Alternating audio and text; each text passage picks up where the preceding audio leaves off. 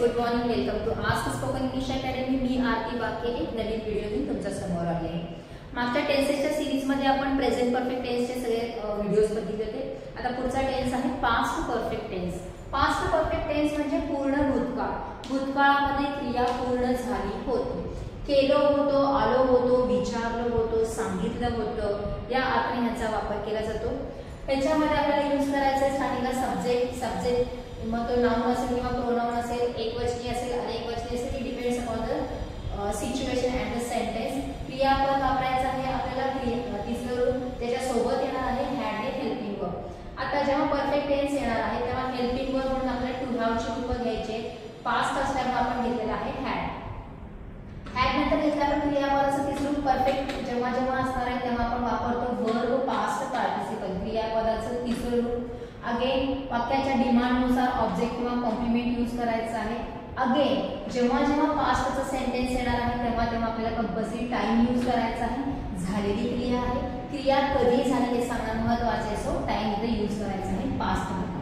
क्रिया भूतकाळामध्ये झाली होती. जसं की मी तुला विचारलं होतं, त्यांनी मला सांगितलं होतं, काल खूप पाऊस पडला होता, मागच्या वर्षी आम्ही गोव्याला गेलो होतो. ह्याच्यामध्ये मागच्या वर्षी, काल, सकाळी हे जे शब्द आहेत ते सगळे टाइम इंडिकेट करतात. केलो होतो, आलो होतो या अर्थाने वापरलं जातं. हॅड इन द सेन्स होतो असा अर्थ होतो. आणि क्रियापदाचं तिसरं रूप म्हणजेच बी म्हणजेच केलो या अर्थाने वापरलं जातं. सब्जेक्ट तुमचा एक वचन आहे, अनेक वचन आहे, ते काही मॅटर करत नाही कारण हेल्पिंग वर्ब जो आहे हॅड तो एकच आहे. त्यामुळे सगळ्यांसमोर आपल्याला तेच यूज करायचं आहे. Some examples. Yash had gone to movie before I reached home. Past perfect tense जेव्हा आपण सेंटेन्सेस करणार आहे तो ऍक्च्युअली सिंपल पास्ट सोबत कोलॅब करतो. दोन सेंटेन्सेस ऑलमोस्ट त्याच्यामध्ये येतात. पहिला सेंटेन्स आयदर सिंपल पास्टचा असेल आणि दुसरा पास्ट परफेक्टचा असेल किंवा वाईस वर्सा. पहिला पास्ट परफेक्ट असेल आणि मग त्याच्यासोबत सिंपल पास्ट पण येऊ शकतो.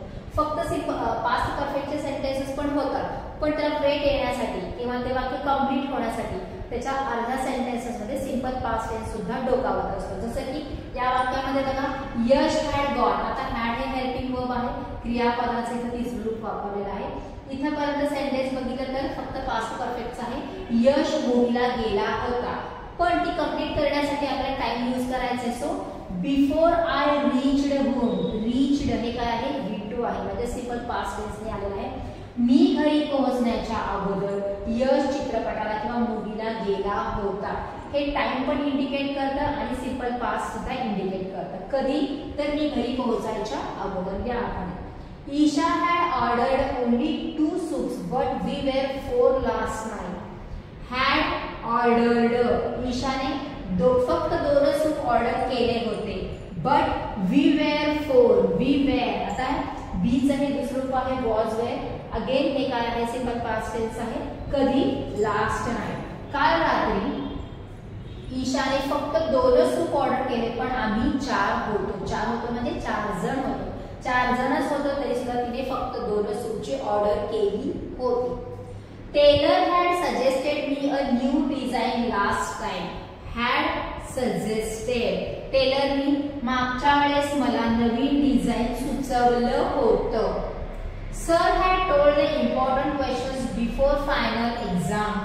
फायनल एक्झामच्या अगोदर सरांनी इम्पॉर्टंट क्वेश्चन सांगितले होते. NGO had help the villagers after flood. पुरानंतर एनजीओनी गावकऱ्यांना मदत केली होती. We had invited all our kith and किन. हॅड इन्व्हायटेड आम्ही आमच्या सगळ्या मित्र आणि नातलगांना इन्व्हाइट केलं होतं. कशासाठी? For last function. मागच्या फंक्शनसाठी. लास्ट फंक्शन काय सांगतंय?